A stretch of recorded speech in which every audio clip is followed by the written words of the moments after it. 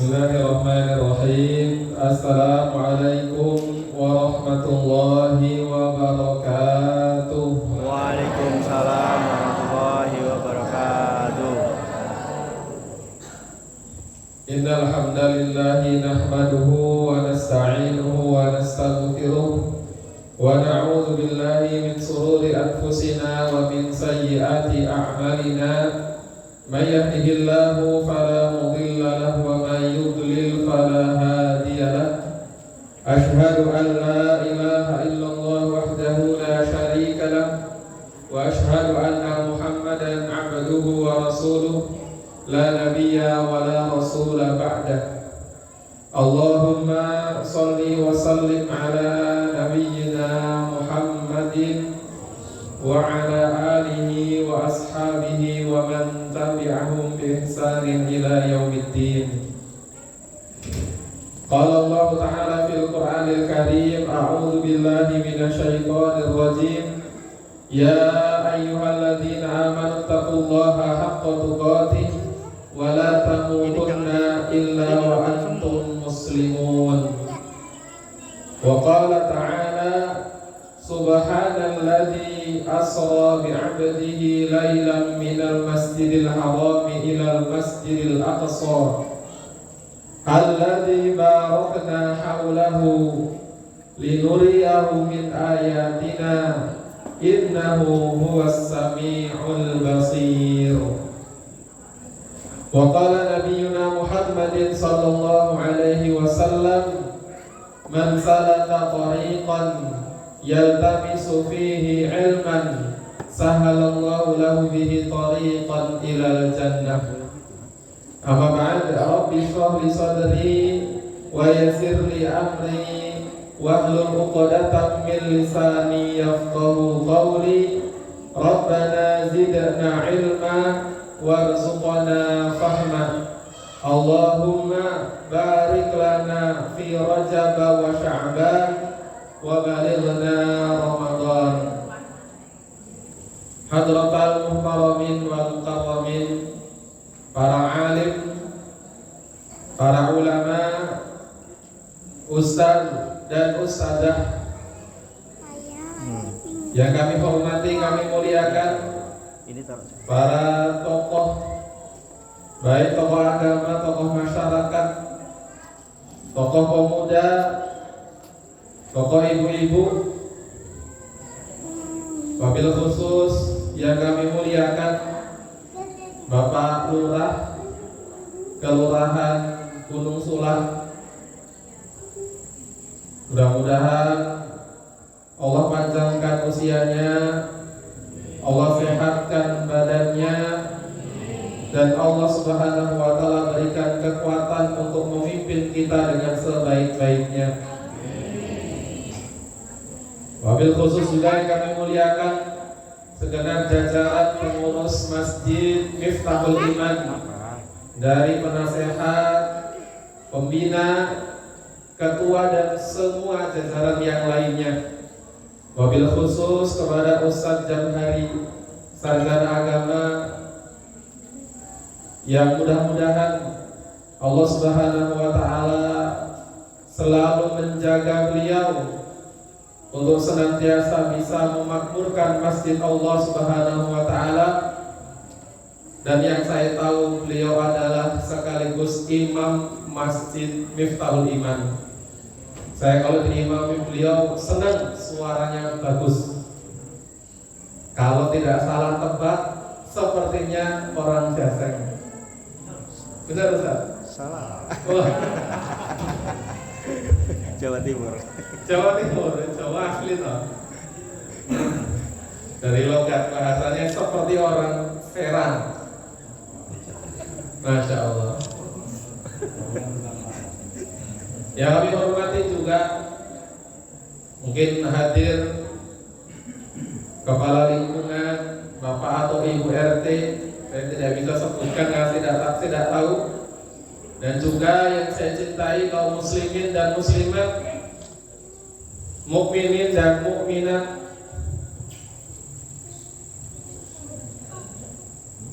dan Rismawati jamaah Masjid Miftahul Iman yang mudah-mudahan semua kita mendapatkan keridhaan dari Allah Subhanahu wa taala. Bapak Ibu, sebenarnya saya jadi kurang enak kalau duduknya di atas seperti ini. Tapi jadi ustadz itu serba salah. Mau berdiri, panitia sudah menyiapkan meja dan kursi. Nanti panitianya bisa ngomong sudah disediakan kok tidak dipakai. Mau berdiri sebagaimana takmir masjid dan Bapak Lurah tadi, itu duduk di sini nggak enak sama yang lain duduk di bawah. Ya, jadi nanti separuh-separuh saja. Mudah-mudahan tidak lupa. Ada bagian duduknya, ada bagian berdirinya. Sebelumnya Bapak Ibu kita sepakati dulu. Biasanya kalau acara seperti ini ceramahnya sampai berapa lama? Sampai jam berapa? Jam 12. Memang itu kebiasaannya di sini seperti itu. Itu ustadznya nggak semaput, nggak pingsan ya enggak ya? Punya siapa? Ini punya siapa? Punya Siapa itu ustadz ceramah sampai jam 12? Itu merusak standarisasi mubalik.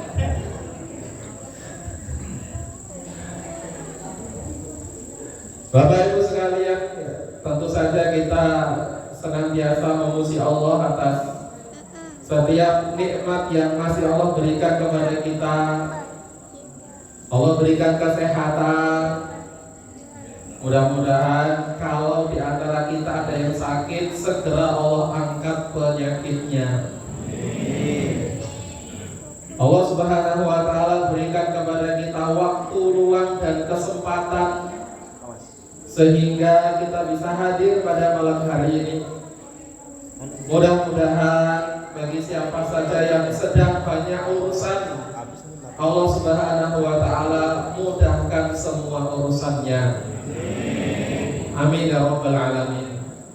Mudah-mudahan dengan berkah majelis kita pada malam hari ini, yang punya hutang Allah lunaskan hutangnya.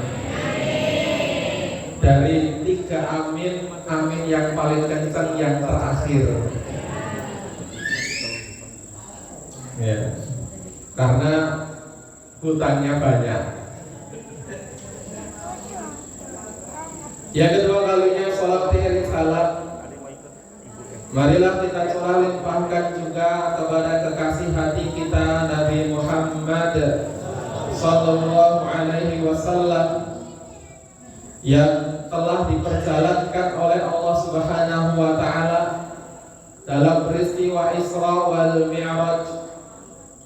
Yang dengan itu kita mengetahui betapa besar kasih sayang beliau kepada kita sebagai umatnya, yang awalnya perintah sholat 50 waktu, tetapi karena Nabi Muhammad tahu muslimin muslimat Gunung Sulah pasti gak mampu melakukannya, beliau rela bolak-balik minta keringanan kepada Allah Subhanahu wa ta'ala. Moga-moga setiap kita yang hadir pada malam hari ini akan mendapatkan syafaat beliau pada yaumil akhir kelak. Amin ya rabbal alamin. Jamaah sekalian, singkat, padat, jelas, insya Allah ya, kalau berjalan normal ya. Saya ingin meringkaskan kisah Isra wal Mi'raj. Yang pertama yang akan kita bahas adalah waktu terjadinya. Nanti setelah itu kita bahas latar belakang terjadinya peristiwa, apa sebab. Kemudian kita juga akan belajar tentang peristiwa yang terjadi sebelum detik-detik Isra wal Mi'raj. Baru nanti setelah itu bagaimana runutan kisah Isra wal Mi'raj dan apa hikmah dari peristiwa ini. Yang pertama, kapan waktu terjadinya Isra wal Mi'raj? Bapak Ibu sekalian, kalau kita baca kitab-kitab tarikh, kitab-kitab sejarah, maka kita tidak akan mendapati kesepakatan di antara para ulama sejarah tentang kapan pastinya terjadi peristiwa Isra wal Mi'raj. Bahkan Imam As-Suyuti rahimahullah menyebutkan ada pendapat dari para ahli lebih daripada 10 pendapat. Kalau dalam kitab Rahiqul Makhtum disebutkan ada 6 pendapat ulama. Jadi macam-macam. Ada yang berpendapat Isra wal Mi'raj itu terjadi ketika Nabi diangkat menjadi Rasul. Ada yang berpendapat Isra wal Mi'raj itu terjadi pada bulan Rabiul Awal. Ada yang berpendapat Isra wal Mi'raj terjadi pada bulan Rajab, khususnya tanggal 27-nya. Dan itu menjadi kebiasaan di negara kita khususnya. Ada yang berpendapat bahwasannya Isra wal Mi'raj terjadi 10 bulan sebelum peristiwa hijrah, pindahnya Nabi dan kaum muslimin dari kota Mekah menuju kota Madinah. Para ibu dan bapak sekalian, mengapa terjadi perbedaan pandangan di kalangan para ahli sejarah tentang waktu terjadinya peristiwa Isra wal Mi'raj? Para ulama menjelaskan karena memang kisah-kisah yang disebutkan di dalam Islam itu tujuan utamanya adalah diambil pelajarannya. Yang paling penting bukan waktunya, kapannya, pelakunya. Soalnya kadang-kadang kalau kita baca hadis, bahkan ada riwayat yang Nabi itu ditanya oleh seseorang, tidak disebutkan orangnya yang bertanya siapa. Kenapa? Karena tujuannya bukan siapa yang bertanya, tapi apa pertanyaannya dan apa jawaban Nabi, kemudian diambil pelajarannya. Makanya ketika Allah dengan sempurna menceritakan kisahnya Nabi Yusuf, di dalam surah Yusuf itu Allah menutup suratnya dengan kalimat laqad kana fi qasasihim ibratan liulil albab. Sungguh pada kisah-kisah mereka, kisah-kisah orang-orang terdahulu itu ada ibrah bagi orang yang mempunyai akal sehat. Ya. Apa benar terjadi Pak Ustadz? Kalau urusan hal-hal yang gaib, Isra wal Mi'raj kan gaib, maka untuk mengetahui benar atau tidak benarnya kita lihat siapa yang menyampaikan. Karena perkara gaib, kalau perkara yang tidak gaib, misalnya ada orang ngomong, Pak, bakso Sony itu rasanya enak, itu nggak perlu ustadz yang ngomong, ya kan? Siapapun ngomong pasti dipercaya. Kenapa? Itu perkara sepele.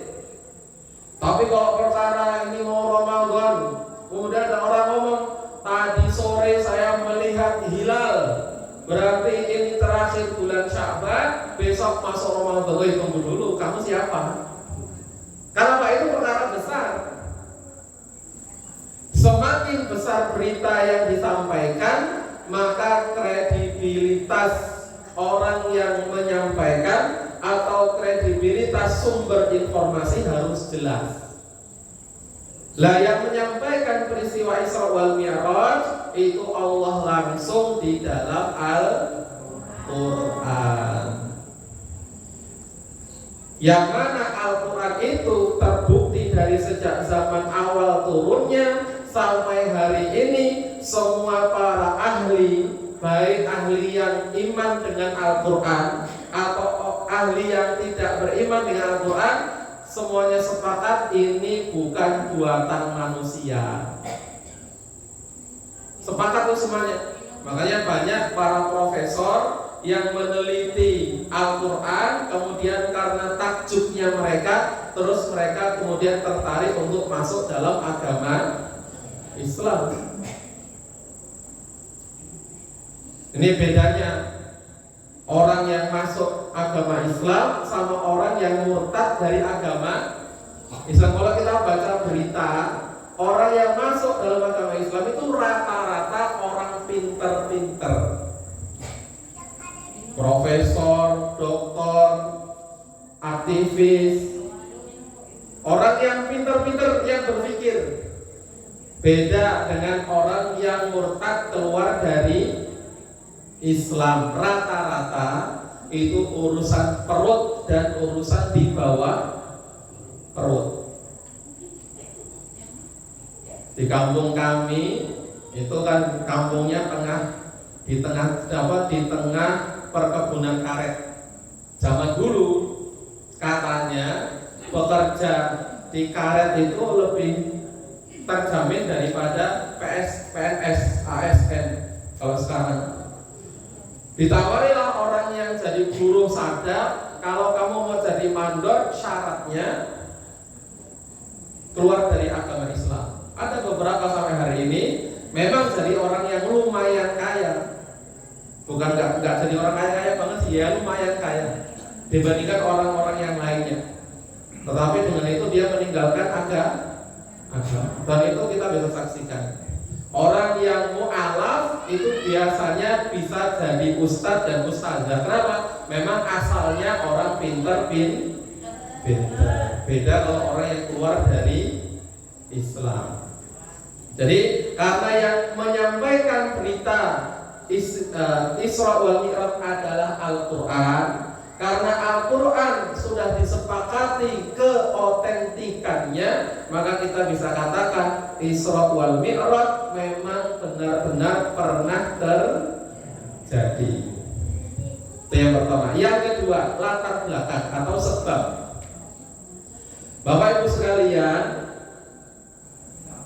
sebagian ulama menyebutkan peristiwa Isra wal Mi'raj itu terjadi pada tahun 10 kenabian. Maksudnya 10 tahun setelah beliau diangkat menjadi nabi.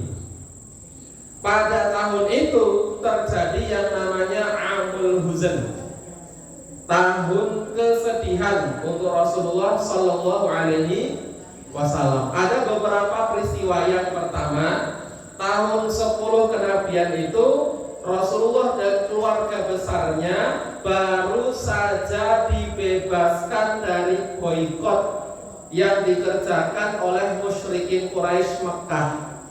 Dan pemboikotan itu terjadi sejak tahun 7 kenabian. Jadi terjadi 3 tahun.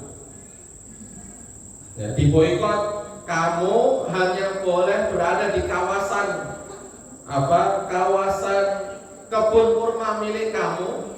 Kamu tidak boleh keluar dari sana mencari makanan, dan tidak boleh ada orang yang masuk ke dalam sana untuk memberikan makanan.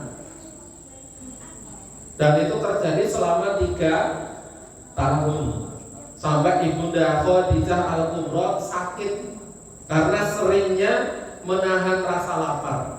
Selesai dari pemboikotan, luka belum selesai, paman beliau yang namanya Abu Thalib meninggal dunia.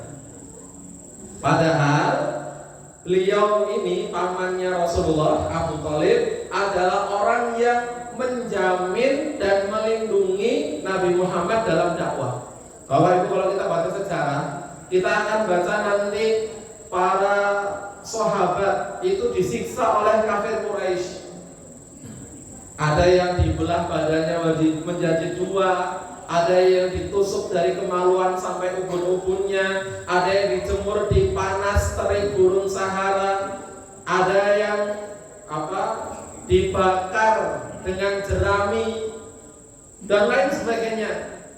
Sahabat yang beriman itu semuanya disiksa, tapi Nabi Muhammad yang berdakwah tidak pernah orang-orang musyrikin itu berani menyentuh tubuhnya Rasul. Kenapa? Karena Nabi Muhammad mendapatkan perlindungan dari pamannya yang bernama Abu Thalib. Tahun 10 kenabian itu Abu Thalib wafat. Paman yang selama ini melindungi beliau kemudian meninggal dunia. Yang menjadikan Rasul tambah sedih, pamannya itu meninggal dunia dalam kondisi masih musyrik. Kata Rasul, ya ammi, qul la ilaha illallah. Wahai pamanku, sebelum engkau meninggal, katakan la ilaha illallah. Aku akan menolongmu di akhirat di hadapan Allah Subhanahu wa taala. Kata Abu Thalib, saya ini tahu kamu ini berada di atas kebenaran, tapi saya tidak enak sama orang-orang Quraisy yang lainnya. Nah, perasaan pekiwuh ini kadang-kadang baik, kadang-kadang juga tidak baik. Harus ditempatkan pada tempatnya. Jadi yang pertama, peristiwa kesedihan yang kedua adalah tidak lama setelah wafatnya Abu Thalib, istri beliau yang paling beliau cintai, Sayyidah Khadijatul Kubra juga ikut wafat meninggal dunia. Padahal kata Rasulullah, Ibunda Khadijah ini adalah wanita pertama yang beriman kepada beliau di saat semua manusia kufur kepada beliau. Wanita pertama yang menghabiskan hartanya untuk membantu dakwahnya beliau, sementara semua orang menahan hartanya dari mendukung dakwah Rasulullah. Sampai ada satu kisah, Ibunda Khadijah itu sebelum meninggal dunia ngomong sama Nabi, suaminya, ya Rasulullah, apakah masih ada sisa hartaku? Kata Nabi, tidak ada sisa. Semuanya habis kita gunakan untuk memperjuangkan agama Allah. Maka Ibunda Khadijatul Kubra berkata, alhamdulillah. Ya Rasulullah, jika aku mati kemudian engkau masih berdakwah dan nanti engkau harus menyeberangi lautan, engkau gali saja kuburanku, ambil tulang-tulangku, jadikan rakit untuk engkau menyeberangi lautan itu. Jadi wanita pertama yang beriman, istri yang sangat taat, istri yang paling dicintai oleh Nabi Muhammad SAW, meninggal dunia beberapa hari setelah meninggalnya paman beliau Abu Thalib. Jadi kesedihan baru selesai diboikot belum hilang, pamannya meninggal dunia. Belum hilang kesedihannya, istilah orang sekarang, kuburannya belum kering. Istri beliau Sayyidah Khadijatul Kubra juga ikut meninggal dunia. Maka setelah meninggalnya dua orang ini, orang-orang kafir Quraisy tambah berani untuk menyakiti Rasulullah Shallallahu Alaihi Wasallam. Maka beliau mencoba dakwah ke negeri seberang, ke tempat sebelah namanya Taif. Di sana itu masyarakatnya dikenal santun-santun. Dan selama ini hubungannya dengan Bani Hashim itu baik-baik saja. Nabi itu dari Bani Hashim. Di sana itu lingkungannya subur, sejuk, orangnya ramah-ramah. Maka Nabi berpikirnya mudah-mudahan orang-orang Taif mau menerima dakwah beliau. Maka beliau pergi dari Mekah ke Taif. Belum sampai masuk wilayah Taif, Nabi sudah dihadang oleh anak-anak mudanya. Nabi kemudian diolok-olok dan dilempari batu sampai pelipis beliau keluar darahnya. Malaikat gunung ngomong, ya Nabi Allah, saya ini malaikat yang ditugaskan untuk menunggu gunung ini. Kalau kamu memerintahkan kami mengangkat gunung ini, kemudian kami timpahkan ke masyarakat Taif, kami akan lakukan. Kata Rasul, jangan. Mereka ini adalah orang-orang yang belum tahu. Mudah-mudahan dari masyarakat Taif nanti setelahnya akan ada generasi yang beriman kepada saya. kesedihan yang bertumpuk-tumpuk. Maka Nabi pulang dari Thaif, sampai di tengah perjalanan ketemu laki-laki namanya Adas. Adas ini bukan orang Arab. Dia tidak pernah mendengar tentang huru-hara kejadian orang-orang yang mengaku jadi nabi, diusir enggak, disiksa, enggak pernah dengar. Ketemu sama Nabi, ngobrol, engkau dari mana? Dari Thaif. Ya. Apa yang kau lakukan? Saya mengajak manusia untuk mentauhidkan Allah, meninggalkan kesyirikan, berbakti kepada kedua orang tua, berbuat yang baik dan meninggalkan kerusakan. Ada sini yang nggak tahu apa-apa langsung ngomong, saya akan mengikutimu dan beriman kepadamu. Kata para ulama, seolah-olah Allah ingin menghibur Rasulullah Sallallahu Alaihi Wasallam. Ya Rasulullah, kamu jangan bersedih. Seandainya masyarakat Mekah, orang-orang Thaif itu menolak dakwahmu, ada seorang laki-laki yang tidak kamu kenal, tapi dia masih mau beriman kepadamu. Maksudnya, jangan menghabiskan pikiran terhadap hal-hal yang negatif. Fokus saja pada perkara-perkara yang positif. Memang ada apa yang kita lakukan, orang-orang yang gak suka, pasti ada. Tapi juga pasti ada orang-orang yang setuju dengan apa yang kita lakukan. Yang tidak setuju, yang nyinyir-nyinyir, tidak usah difikirkan. Nah, orang sekarang itu fokusnya sama orang yang gak senang. Dipikir, masuk dalam hati perasaan, gawe penyakit, terus stroke. Selesai, beliau melanjutkan perjalanannya menuju Mekah. Kelelahan beliau sampai di satu pohon, beliau kemudian istirahat sambil membaca Al-Quran, tilawah.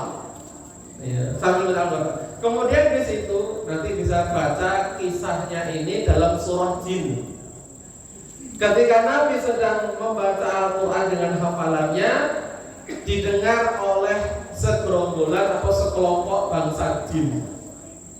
Sekelompok bangsa jin ini kemudian mengaku beriman kepada Rasulullah. Kemudian mereka berjanji akan mengajak masyarakat jin yang lain juga iman kepada Rasulullah.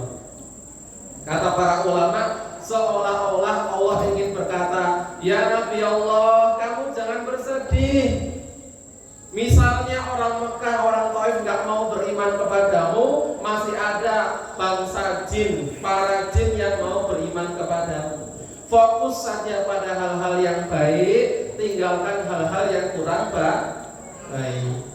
Sampai di Mekah, pada malam hari terjadilah peristiwa Isra wal Mi'raj. Makanya para ulama menyebutkan latar belakang terjadinya peristiwa Isra wal Mi'raj adalah tasliyah, pelipur lara dari Allah Subhanahu wa taala untuk Nabi Muhammad sallallahu alaihi wasallam yang sedang dirundung kesedihan. Pelajarannya apa? Bapak Ibu sekalian, Allah itu tidak pernah meninggalkan hamba-hambanya. Allah pasti memberikan kebahagiaan kepada hamba-hambanya setelah Allah memberikan ujian kesedihan kepada mereka. Fa inna ma'al usri yusra, inna ma'al usri yusra. Sesungguhnya kalau ini bahasa kita nih, ma'a itu bersama, bukan setelah. Kalimatnya bukan setelah kesulitan akan ada kemudahan, bukan. Tapi kalau Allah mengatakan inna ma'al usri, sesungguhnya bersama kesulitan akan ada kemudahan. Diulangi lagi, sesungguhnya bersama satu kesulitan, karena pakai alif lam. Ma'al usri pakai alif lam, yusra nggak ada alif lamnya, nakirah. Setiap satu kesulitan bersamanya ada beberapa kemudahan. Contoh, ada janin di dalam perut. Dari mana janin itu dapat makannya? Dari satu jalur, yakni plasenta. Ketika Allah memutuskan jalur rezeki janin itu dari plasentanya, kemudian janinnya lahir ke dunia, Allah hilangkan satu jalur dapat rezeki. Setelah dihilangkan satu, Allah berikan dua jalur dia mendapatkan rezeki asli air susu ibu. Setelah janin itu bayi itu umur 2 tahun, dua jalur dia mendapatkan rezeki diputus oleh Allah, kemudian diganti dengan jalur yang banyak. Mbahnya sana kalau datang ngasih duit, mbahnya yang sebelah sana kalau datang ngasih duit, ya kan? Ya pamannya, bibinya kalau main ketemu ngasih duit. Jadi banyak jalurnya. Jadi kita harus yakin bahwa Allah tidak pernah meninggalkan hamba-hambanya. Allah pasti mengganti kesedihan hamba-hambanya dengan kebahagiaan. Allah pasti mengganti kesempitan untuk hamba-hambanya dengan kelapangan. Tidak ada ceritanya orang yang hidup itu semuanya diisi dengan kesedihan. Apa ada? Ibu-ibu di sini pernah sedih terus gak pernah bahagia? Tidak. Pasti bergantian antara sedih dan bahagia. Ya. Ini yang kedua, latar belakang. Yang ketiga, peristiwa yang terjadi detik-detik sebelum Isra wal Mi'raj. Para ulama menjelaskan peristiwanya adalah dibelah dadanya Rasulullah, dicuci isi perutnya oleh para malaikat dengan air Zam-Zam. Ya. Dari pembelahan dada ini terjadi 2 kali. Yang pertama sebelum beliau diisrokan oleh Allah Subhanahu wa taala, dan yang kedua terjadi waktu Nabi umur 4 tahun dalam pengasuhan Halimah As-Sa'diyah. Nabi sedang bermain dengan anak-anak sebayanya, kemudian tiba-tiba datang para malaikat memegang tangan Nabi, ditelentangkan Rasulullah, kemudian di antara mereka membelah dadanya Rasulullah, diambil hati atau jantungnya, dibelah jantung itu, diambil bagian yang berwarna hitam, kata malaikat, ini adalah bagian setan darimu, dibuang. Dari semenjak 4 tahun itu, di dalam hatinya Rasul sudah tidak ada lagi potensi perbuatan buruk. Kalau selain Nabi, kita ini potensi perbuatan buruknya itu banyak, malah dominan, ya, malah dominan. Makanya kita diperintahkan untuk mensucikan jiwa, tazkiyatun nafs, ya, tazkiyatun nafs. Kenapa Rasulullah SAW sebelum diisrokan dadanya dicuci dengan air Zam-Zam? Kata para ulama, karena Nabi Muhammad SAW akan bertemu menghadap Allah Subhanahu wa taala, maka beliau harus dalam keadaan suci.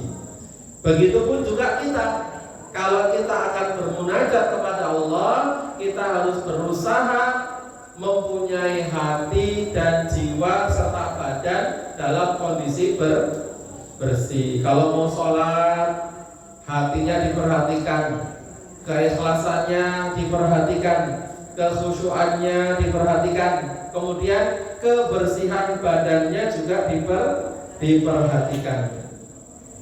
Ya.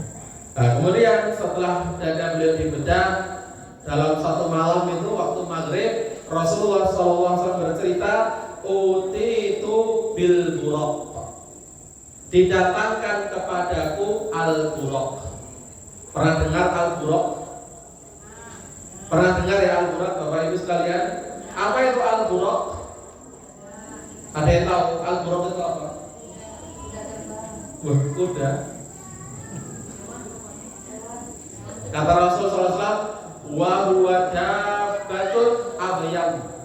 Al-buraq itu adalah hewan tunggangan berwarna putih.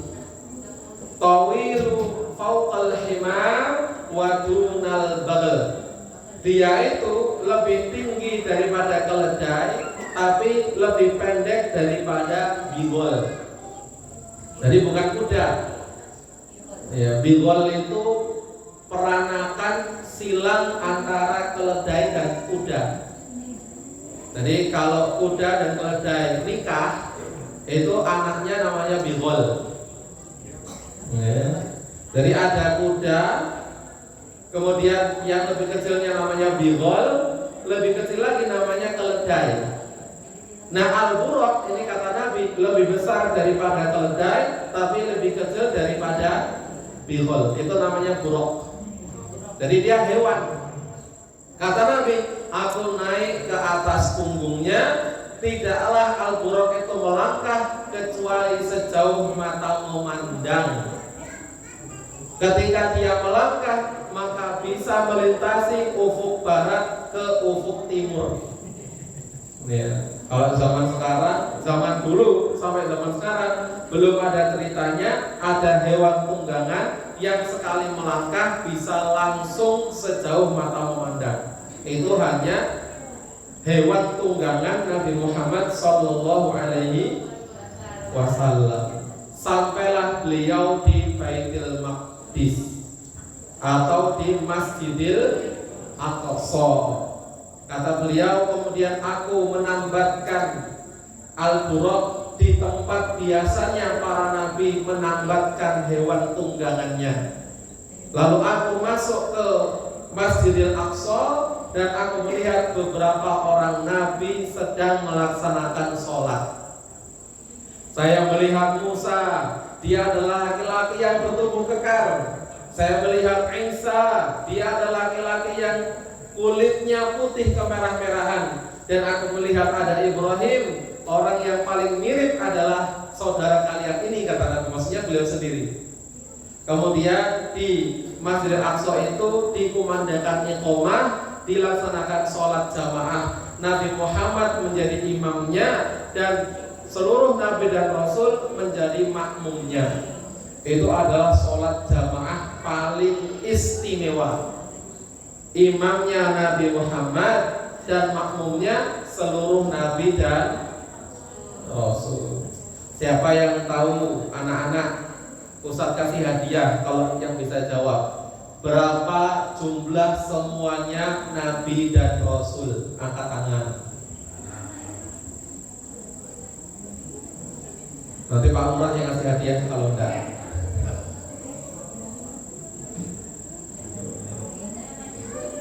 Berapa jumlah total semuanya nabi dan rasul? Nggak boleh buka internet ya.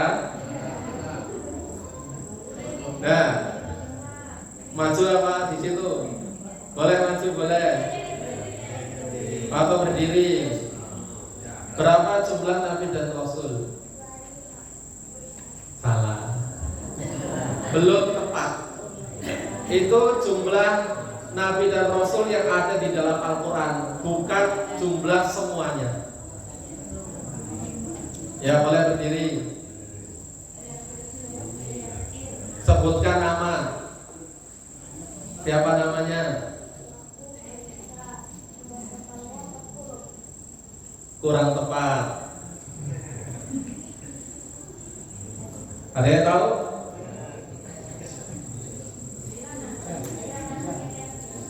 Nyerah? Ya, terakhir boleh.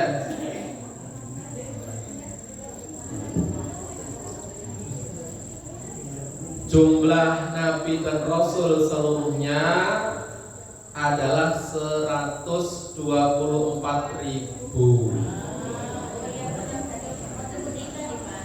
Tadi mau jawab itu ya? Iya.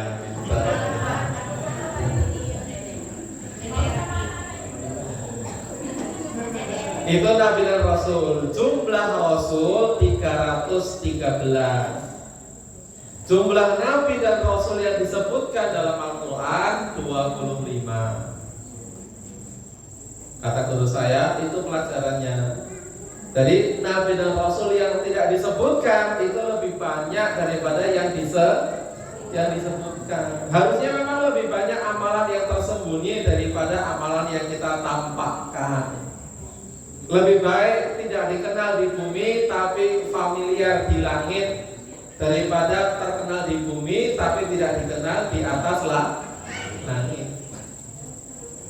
Dari 25 itu ada Rasul yang sangat penyabar, 5 orang Rasul ulul azmi.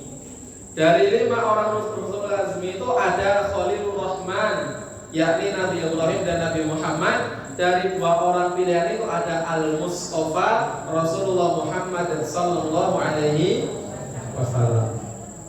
Dan lanjut sedikit. Kenapa ada peristiwa Isra?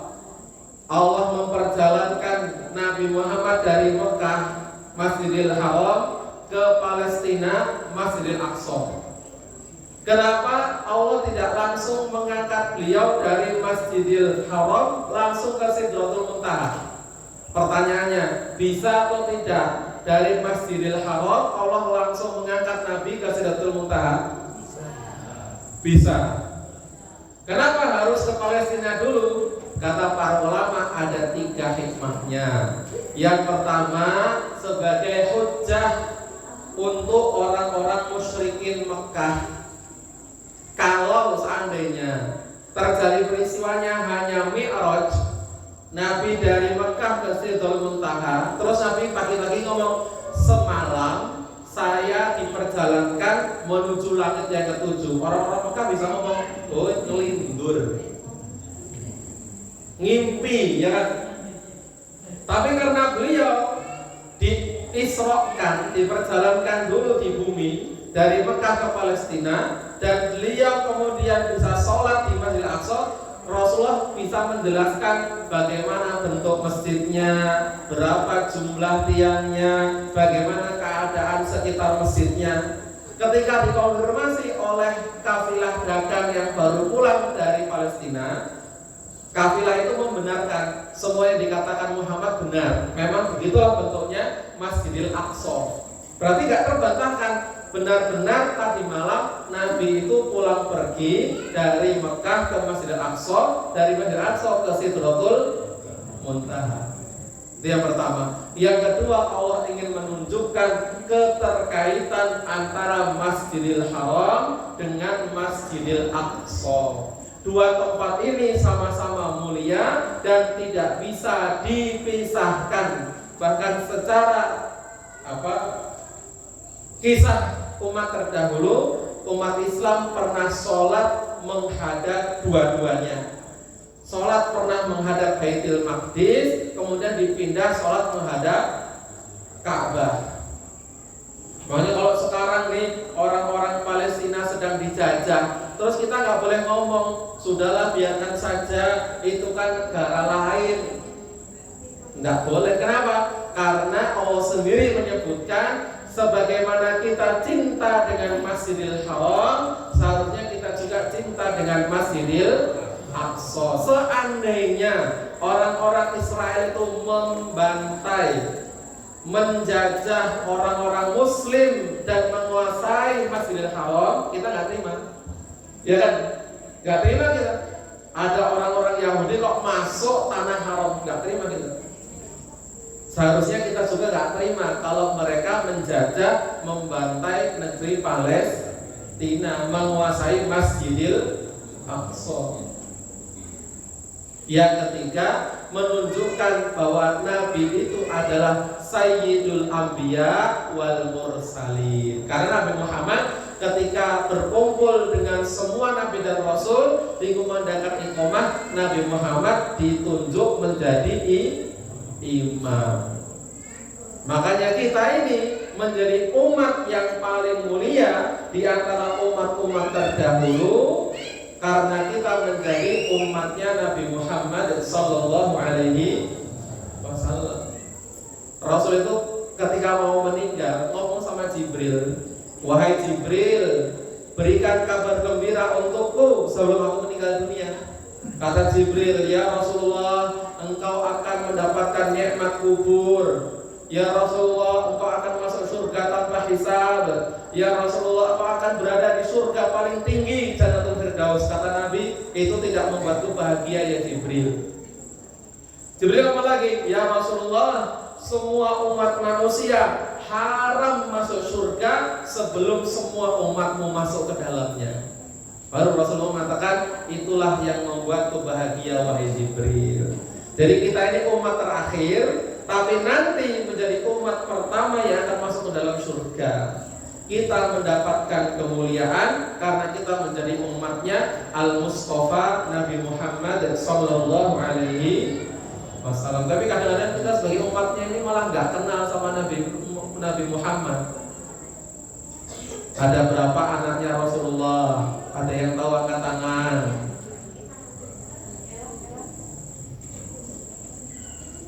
Ada berapa anaknya Rasulullah?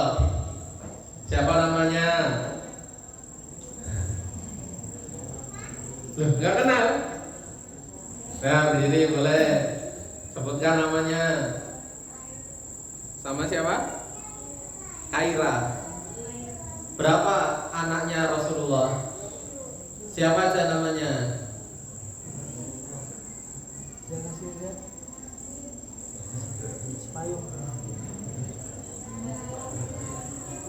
Empat perempuan.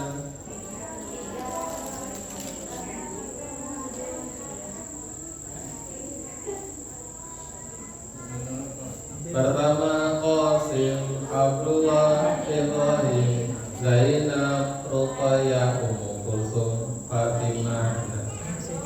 Sini sama Ustaz dikasih duit. Kalau ada duitnya ya. Oh, ada dompet itu. Ayo nggak? Oh, tapi ini saya. Ini titip Mas.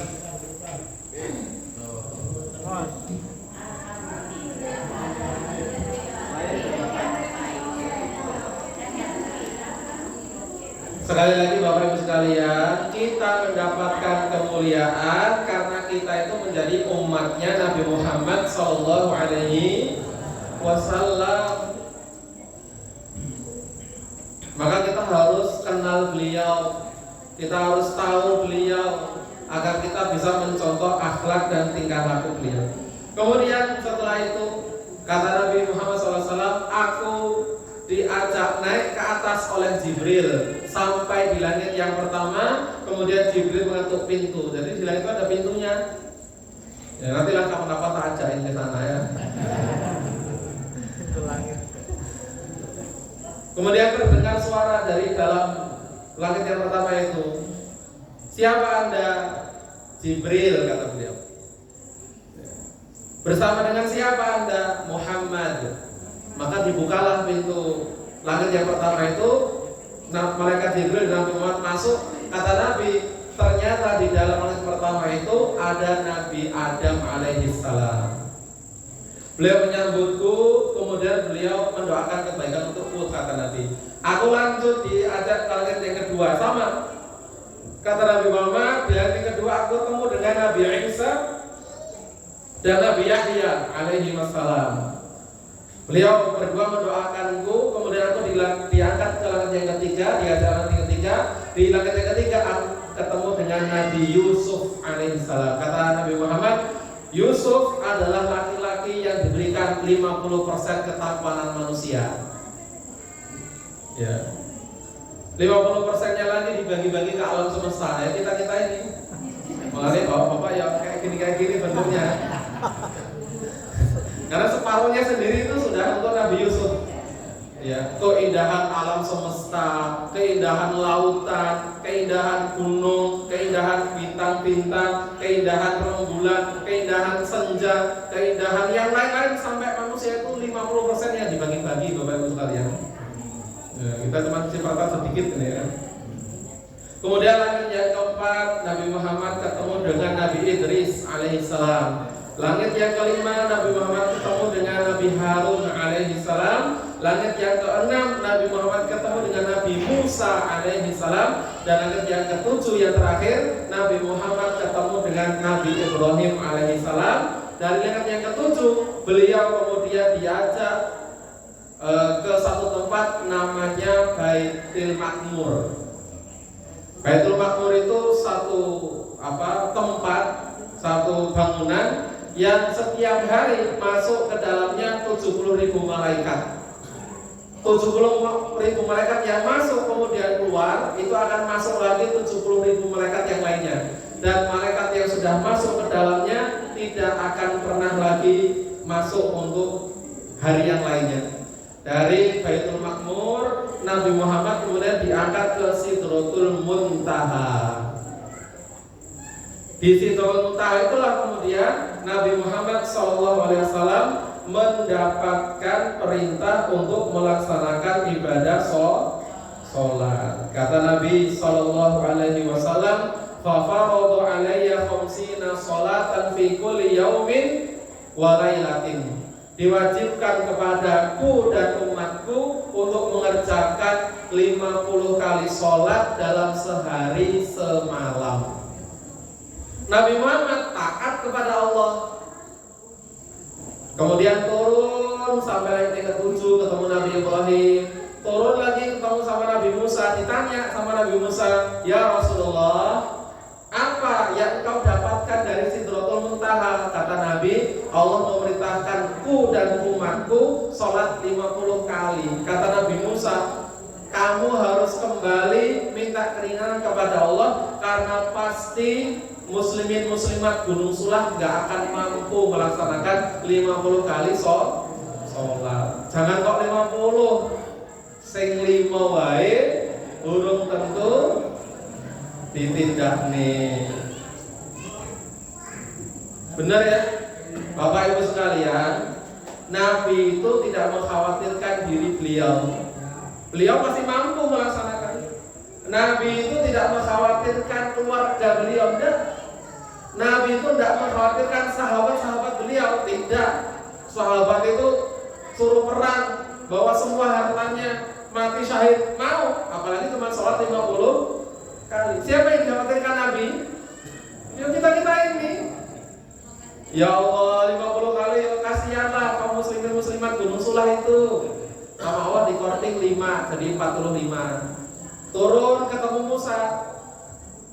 Gimana ya Rasulullah? Sudah jadi 45. Tetap gak kuat umatmu. Naik lagi sampai 9 kali. Setiap kali Nabi itu minta keringanan, Allah mengurangi 5. 9 kali tinggal 5. Ketika tinggal 5, Nabi Musa itu ngomong, "Tinggal berapa ya Rasulullah?" 5 kali sholat sehari semalam. Kata Musa, "Kamu naik lagi menghadap Allah, sujud, minta keringanan. 5 pun umatmu pasti keberatan." Ternyata Nabi Musa tetap ngerti ya. Beneran itu ya, kita memang susah.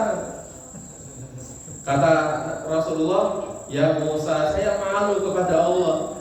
Ya, bolak-balik 9 kali minta keringanan. Sekali dikasih keringanan, dipotong 5, dipotong 5, dipotong 5. Kalau sudah tinggal 5 tetap minta keringanan, itu artinya nggak mau diperintah."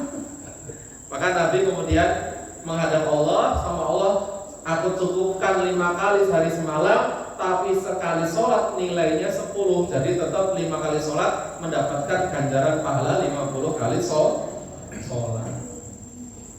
Maka Bapak Ibu sekalian, ibadah sholat itu menjadi ibadah yang sangat istimewa karena perintahnya lewat peristiwa yang istimewa.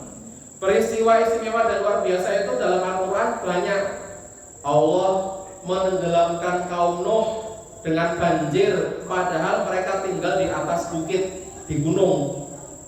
Allah menjadikan api itu dingin, tidak bisa membakar Nabi Ibrahim.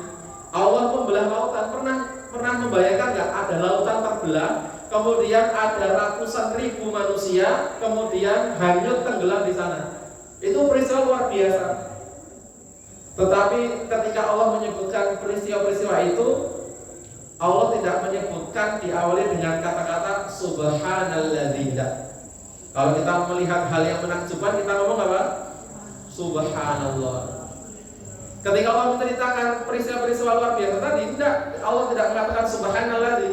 Satu-satunya peristiwa yang sebelum Allah sebutkan didahului dengan tasbih hanya peristiwa Isra wal Mi'raj. Itu berarti peristiwa istimewa yang sangat-sangat istimewa. Dan oleh-olehnya dari peristiwa itu adalah ibadah sholat. Maka Hari ini kalau ada orang muslim yang masih tidak mau melaksanakan sholat 5 waktu, itu seolah-olah tidak menghargai perjuangan Rasulullah yang sudah meminta keringanan kepada Allah. Kalau saya yang jadi Rasulnya nih, misalnya, terus melihat muslimin sekarang, saya ngomong sama Allah, sudah ben 50 kali saja sekalian. Ya sudah diperjuangkan haknya 9 kali bolak-balik menghadap Allah, malah tetap tinggal 5 tidak mau melaksanakan. Padahal ibadah sholat itu adalah ibadah paling top dalam membersihkan dosa-dosa. Coba ngaco bapak-bapak yang selama hidup sampai sekarang nggak pernah punya dosa. Enggak, maksudnya saya mau belajar kok caranya piye, kok iso nggak duit dosa ini. Ibu-ibu boleh yang merasa dari lahir sampai sekarang nggak pernah melakukan maksiat, nggak pernah punya dosa, ngacung. Nggak saya apa-apain, saya cuma mau belajar. Gimana tuh caranya? Soalnya Rasulullah mengatakan kullu ibni Adam khata'un. Khata'un itu apa ya? Pakai tasydid, itu seperti kadziba, bohong, kadzab, tukang bohong. Ya, seperti Musailamah al-kadzab, itu bukan kadzib lagi, kadzab. Khata'un itu maksudnya sesungguhnya anak cucunya Adam itu tukang berbuat salah, itu kata Nabi. Kadang-kadang soalnya ada orang gini, Pak Ustadz, saya ini sakjane pengen sholat tapi malu, banyak dosa, badannya tatoan. Kebalik Bapak Ibu sekalian, justru kalau merasa banyak dosa, harusnya banyak-banyak sholat. Kadang-kadang ada orang ngomong juga, Pak Ustadz, saya ini bukan orang soleh, bukan orang baik. Itu salah juga. Kenapa? Sholat itu wajib untuk muslim-muslimat. Pokok dia muslim wajib sholat, entah sudah baik atau belum baik. Dia muslim baik, dia wajib sholat karena muslimnya. Dia muslim belum baik, dia tetap wajib sholat karena muslimnya.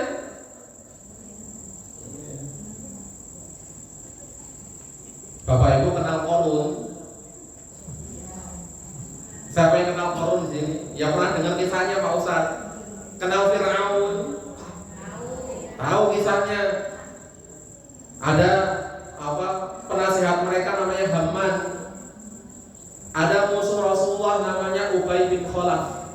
Itu orang-orang topnya durhaka kepada Allah. Kayaknya sih nggak ada orang yang derajat durhakanya itu melebihi Qarun, Fir'aun, Haman, Ubay bin Khalaf. Wah, itu contoh manusia yang sangat durhaka kepada Allah. Kira-kira mereka masuk surga atau neraka? Kira-kira mereka masuk surga atau neraka? Masuk neraka. Ini dengerin hadisnya.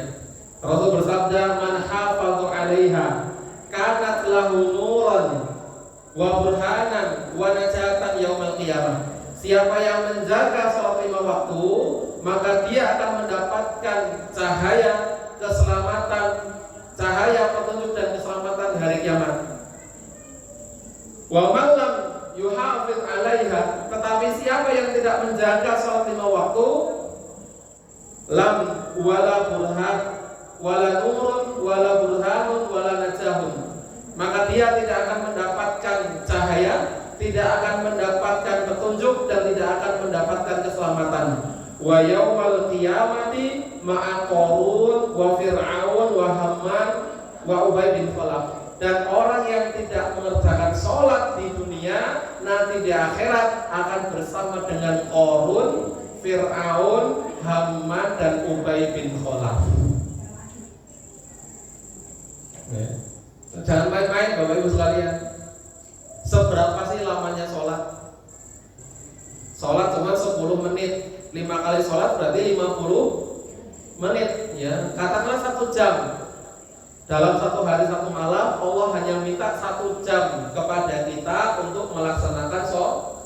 Padahal sehari semalam Allah berikan kepada kita 24 jam. Terus ngomong sibuk.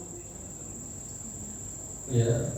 Zuhur katanya pakaiannya kotor, asar katanya tanggung, maghrib katanya capek, isya katanya belum mandi, subuh katanya kebablasan. Orang sana yang sedang main ke sini. Di sini nggak ada bedanya. Nggak ada yang mau ngaku. Jangan Bapak Ibu sekalian. Sebetulnya bukan kita yang sibuk, tapi kita yang tidak paham prioritas hidup kita.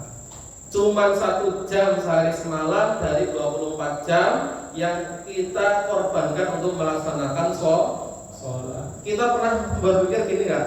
Kenapa ya kalau orang umroh itu sampai ngantri-ngantri, orang haji sampai ngantri-ngantri, orang zakat berasnya sampai numpuk-numpuk, puasa Ramadan wah itu gengkak gempita, tapi kok sholat lemes. Padahal ibadah-ibadah yang tadi itu berat-berat, nahan lapar seharian, mengeluarkan beras 1 karung untuk 1 keluarga, umroh 30 juta, haji 50 juta, nunggu 20 tahun ya kan. Tapi orang-orang gemar itu melaksanakannya. Kenapa? Ketika sholat yang cuma butuh waktu sedikit, ya kan, malah malas-malesan. Padahal itu yang paling penting. Kenapa? Setan ngerti, silahkan ibadah, sementing sholat ditinggal, selesai gitu. Kenapa? Inna awwala ma yuhasabu bihil abdu yaumal qiyamati min amalihi sholatuhu. Amalan pertama nanti yang akan dihisab oleh Allah pada seorang hamba di akhirat adalah sholatnya. Wa in sholuhat faqad aflaha wa anjaha. Kalau sholatnya bagus, dia akan beruntung dan sukses. Ya, sholatnya dulu, enggak ditanya sedekahnya berapa, puasanya apa saja, gimana, zakatnya sudah haji atau belum ditanya. Sholatmu kepiye gitu sama malaikat. Ya.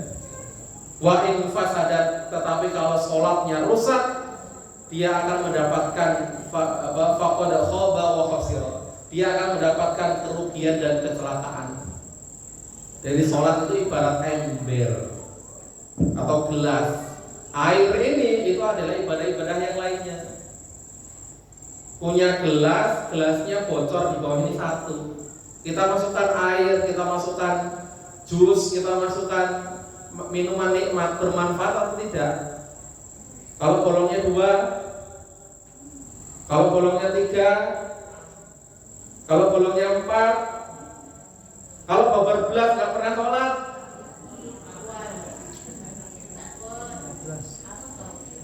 itu ketemu Rasul di akhirat. Ya ampun Pak, dulu saya sudah minta keringanan kepada Allah dari 50 biar 5, kok kamu tetap tidak melaksanakan gitu. Terus kita ngomong, ya Rasulullah berikan syafaat kepada aku, lah tapi ya nggak sinkron ya kan. Kemudian setelah itu kejadian dari Sidratul Muntaha, Rasul diajak untuk melihat dan masuk ke dalam surga dan neraka.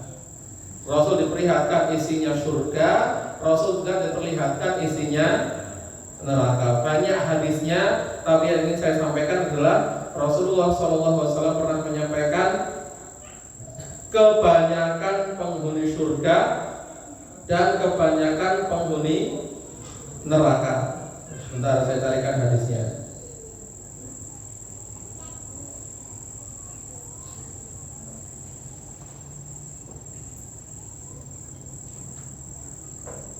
Beliau bersabda, dalam peristiwa dalam malam aku dimi'rajkan oleh Allah, aku diajak untuk melihat dalamnya surga dan aku dilihat dalamnya neraka. Kemudian beliau mengatakan, atolaktu fil jannah, saya dimasukkan ke dalam surga, diperlihatkan dalamnya surga, faraitu aktsar ahliha al-fuqara, Dan aku menyaksikan kebanyakan penghuni surga itu adalah dari orang-orang fakir. Wa talaqtu finnar, aku juga diperlihatkan dalamannya neraka. Wa araitu, dan aku menyaksikan aksaru ahliha an-nisa, bahwa penghuninya kebanyakan adalah para perempuan. Kata Nabi sahih muttafaqun alaihi Bukhari Muslim, kebanyakan penghuni surga dari orang miskin, karena memang di dunia ini banyakkan orang miskin daripada orang kaya. Kata Nabi kebanyakan penghuni neraka itu adalah para perempuan. Ini akan menjadi perhatian Bapak Ibu sekalian, khususnya dari dalam hadis riwayat yang lainnya. Rasul itu menjelaskan kenapa ya Rasulullah perempuan lebih banyak masuk neraka, karena mereka satu, ingkar kepada suaminya, banyak diberikan nikmat melalui suaminya, tapi mereka banyak mengingkarinya. Kedua, mereka para wanita itu banyak yang berpakaian tapi telanjang. Itu Nabi itu ngomong, berpakaian tapi telanjang, berpakaian tapi tipis, transparan, berpakaian tapi ketat, membentuk lekuk tubuhnya, berpakaian tapi tidak sempurna menutupi auratnya. Kalau Nabi masih hidup sampai zaman kita nih, kaget-kaget oleh beliau. Berpakaian tapi telanjang itu sudah mengagetkan. Banyak sekarang perempuan yang benar-benar telanjang. Bapak Ibu, kalau kita baca kenapa Nabi Adam dan Ibunda Hawa dikeluarkan dari surga, kenapa? Nanti baca dalam surat Al-Baqarah. Ketika Nabi Adam dan Ibunda Hawa makan buah dari pohon itu, namanya buah khuldi kata orang. Maka setelah makan buah itu, kata Allah menceritakan, maka tersingkaplah pakaian mereka, terbukalah aurat mereka.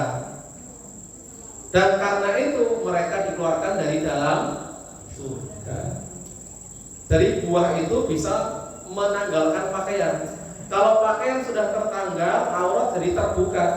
Nggak sopan, nggak boleh tinggal di surga. Yang nggak sopan itu tinggalnya di dunia.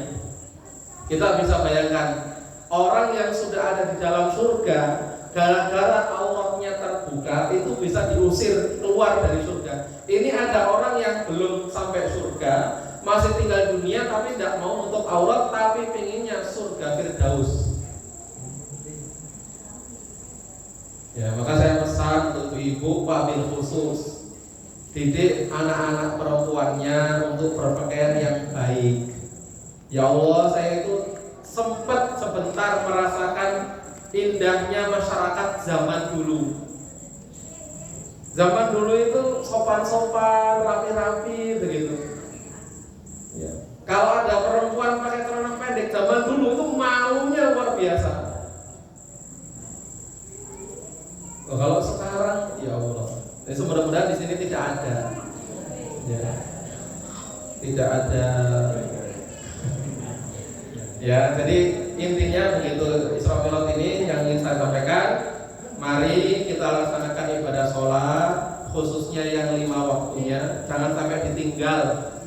Paksakan, nanti kalau sudah terbiasa, sholat itu akan menjadi kebutuhan untuk kita semuanya. Kalau nggak sholat malah ada yang kurang. Kemudian yang kedua, karena hari ini terjadi masalah menutup aurat, ya, khususnya bagi para ibu-ibu dan remaja-remaja putri. Jaga auratnya, tutup dengan baik. Tidak harus pakai hitung-hitung, pakai cadar, itu tidak harus seperti itu. Ya, itu yang paling sempurna. Tapi tidak harus begitu. Yang penting wajahnya sama kakinya terbuka, sama telapak tangannya terbuka, nggak apa-apa. Yang lainnya ditutup dengan jilbab, ya, dengan pakaian yang rapi dan lain sebagainya. Nah, kita berdoa kepada Allah, mudah-mudahan Allah Subhanahu wa taala menguatkan kita untuk bisa melaksanakan setiap perintah-perintahnya dan meninggalkan setiap larangan-larangannya, khususnya perintah untuk mengerjakan sholat dan larangan untuk membuka aurat. Mungkin ini dapat kami sampaikan. Tentu saja banyak kurangnya, banyak salahnya. Untuk itu kepada para jamaah sekalian, para para ustadz, para tokoh kami mohon maaf yang sebesar-besarnya, dan kepada Allah kami mohon ampun. Akhir da'wana walhamdulillahirabbil alamin. Wabillahi taufiq wal hidayah. Wassalamualaikum warahmatullahi wabarakatuh.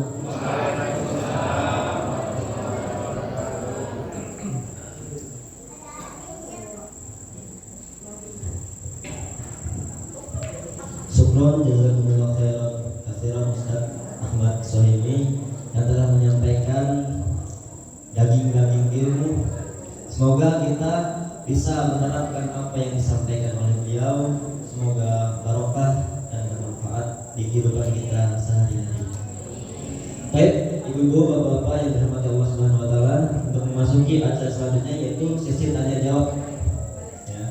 Sesi di Oke, langsung aja di acara penutup.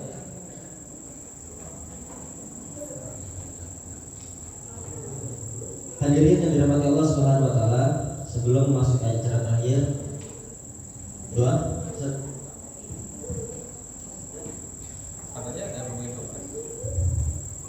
Ya, doa ya. Hadirin rahimakumullah, sebelum acara terakhir, marilah kita bersama-sama membaca doa. Doa kifaratul majlis saya cukup, insyaallah mencakup keberkahan ilmu kita. Baiklah, kita tutup dengan doa kifaratul majlis. Subhanallahumma wa bihamdik, asyhadu an la ilaha illa anta, astaghfiruka wa atubu ilaik. Acara terakhir adalah penutup. Marilah kita membaca alhamdulillahirabbil alamin bersama-sama. Alhamdulillahirabbil alamin. Ini tibalah di acara terakhir. Saya selaku pembawa acara mohon maaf apabila terdapat salah kata selama membawakan acara. Terima kasih kepada bapak, ibu-ibu atas perhatian dan kehadirannya. Akhirul kalam, assalamualaikum warahmatullahi wabarakatuh.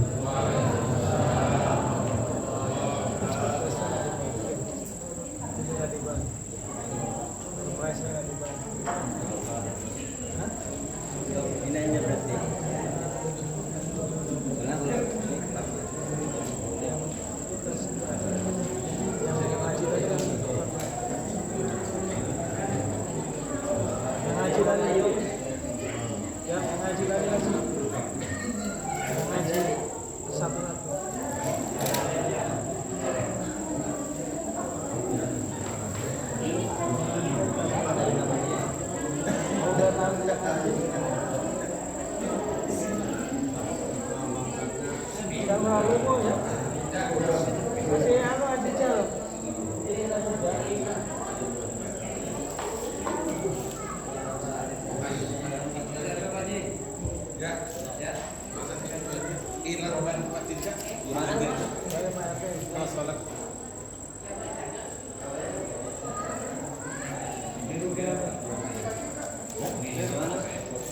Ayo, gua hilang masjid baru.